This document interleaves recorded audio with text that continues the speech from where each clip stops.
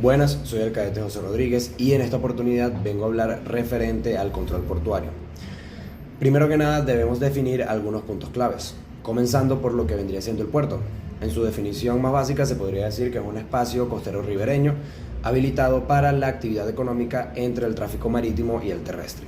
En sus características encontramos que su infraestructura posee obras de abrigo como lo son rompeolas, muelles y áreas de almacenamiento. Posee una intermodalidad ya que permite la conexión del transporte marítimo terrestre y la prestación de servicios al buque como el practicaje, el bunkering, recolección de desechos y a la carga como la estiva y la desestiva de la misma. Encontramos que hay varios tipos de puertos también, comerciales como las aduanas, industriales como las refinerías, militares como las bases navales, pesqueros y turísticos como las marinas deportivas y terminales de crucero. Luego tenemos lo que son las agencias navieras, las cuales son el representante legal que actúa en nombre del armador o el fletador en tierra. En sus características y funciones podemos decir que ellos realizan representación legal, ya que firman documentos y hacen pagos a nombre del buque. La logística, ellos coordinan los servicios operativos para el buque. Para la tripulación, ellos aseguran la asistencia médica y la repatriación del personal cuando sea necesario.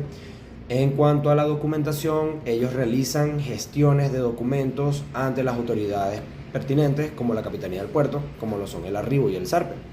Por otro lado, tenemos a las compañías inspectoras, las cuales son entidades independientes e imparciales contratadas para verificar tanto condiciones técnicas como legales de un buque. En sus características encontramos que ellas poseen personal certificado, deben tener una imparcialidad técnica y tienen que tener la capacidad también de poder emitir reportes válidos internacionalmente. En cuanto a sus tipos, encontramos los inspectores de carga, que ellos certifican la cantidad y la calidad de la carga, las compañías clasificadoras, que verifican que el buque cumpla con estándares estructurales y de seguridad.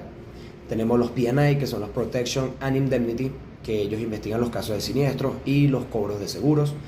Tenemos las On-Off Hire, que son las cuales inspeccionan el estado del buque al inicio y al final de un contrato de arriendo. Con respecto a la documentación operacional, encontramos el arribo, que es la llegada física a la zona de fondeo o practicaje del buque, el NOR, que es el Notice of Readiness, el cual es el documento donde el capitán notifica que el buque está listo para operar en todos los sentidos.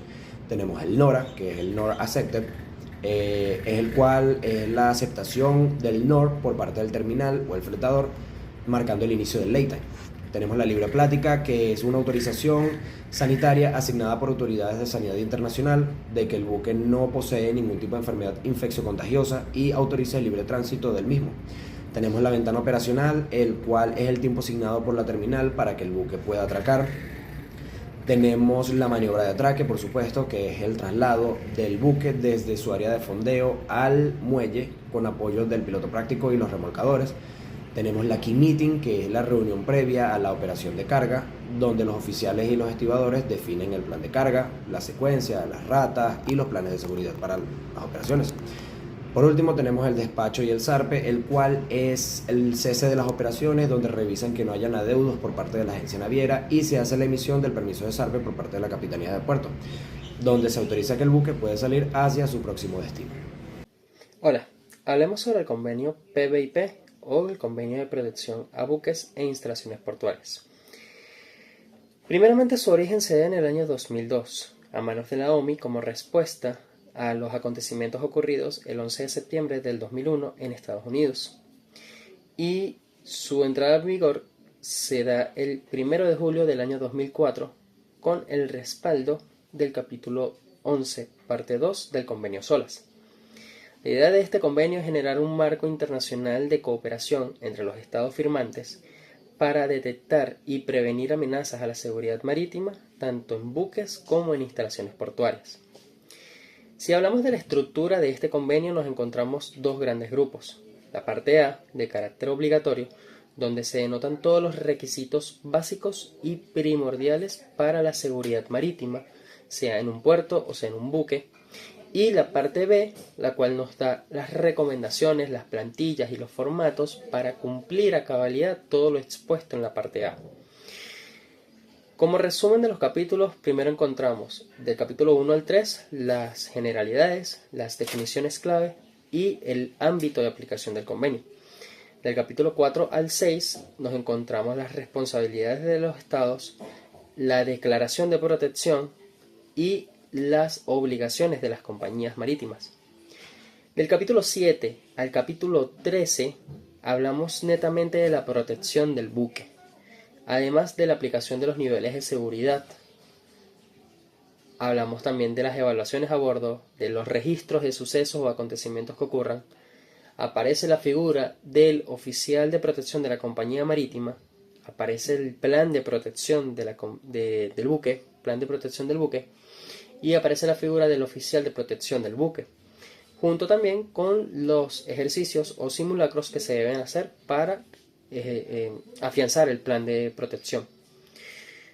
Del capítulo 14 al 18 hablamos sobre la protección de las instalaciones portuarias, lo que son las evaluaciones, los que son los niveles de seguridad aplicados, el plan de protección de la instalación portuaria, la figura del oficial de protección de la instalación portuaria y los simulacros o ejercicios que se deben realizar para afianzar dicho plan.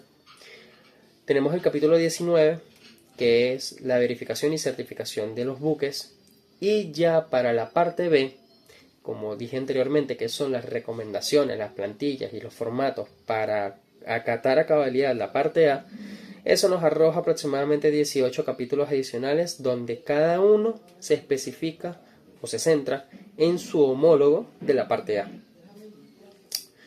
Ahora, vamos a enfocarnos en los oficiales designados, ¿ok? Para empezar, encontramos lo que es el oficial de protección del buque, en el capítulo 12 del convenio PVP. Este oficial es designado tanto por el capitán como por la compañía naviera y se encarga de la implementación del plan de protección del buque, al igual de la operación de los sistemas de seguridad y de las evaluaciones a bordo. Tenemos el OPCM, que es el oficial de protección de la compañía marítima, estipulado en el capítulo 11 del PVP, el cual es un oficial en tierra designado por la compañía y que se encarga de la seguridad de toda la flota de la compañía, al igual que del diseño del plan de protección de cada uno de sus buques. Y por último, en el capítulo 17 se encuentra la figura del oficial de protección de las instalaciones portuarias. Este oficial es designado directamente por la administración de la instalación portuaria y se encarga de todo lo que es la seguridad del puerto y el diseño e implementación de los planes de protección de la instalación portuaria. Por otro lado, tenemos los niveles de seguridad o lo conocido como MARSEC. El capítulo 2 del PVP los define en 3 niveles principales. El nivel 1 es la protección mínima o las medidas de seguridad mínima y constantes que mantengan la operación del buque o de la estación portuaria. Aquí básicamente no hay ningún riesgo aparente. El nivel 2 se centra ya cuando se consigue un riesgo posible o moderado.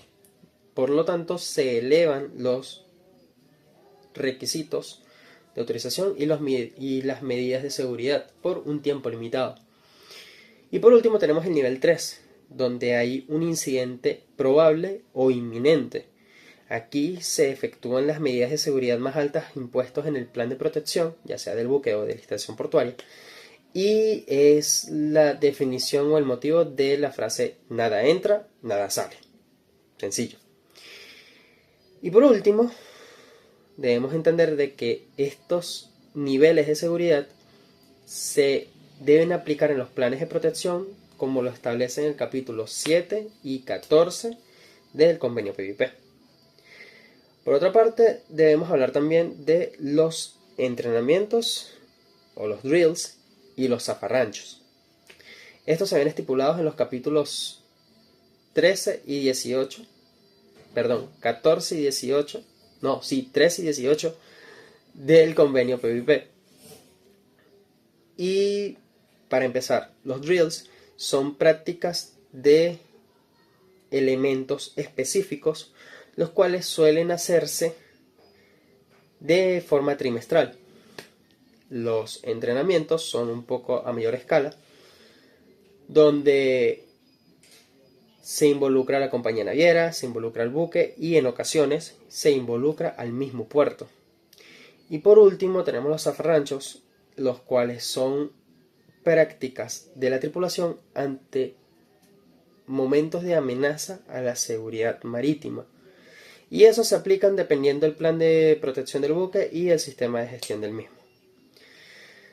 Para concluir, debemos entender que el código PVP es uno de los códigos más importantes porque se enfoca en lo que es la protección de cualquier amenaza externa que pueda afectarnos a nosotros, ya sea en una embarcación o en una instalación portuaria. Y por tanto, esto nos permite saber cómo responder ante las amenazas y poder cumplir y salvaguardar nuestra vida mientras ejercemos nuestra profesión de marino mercante.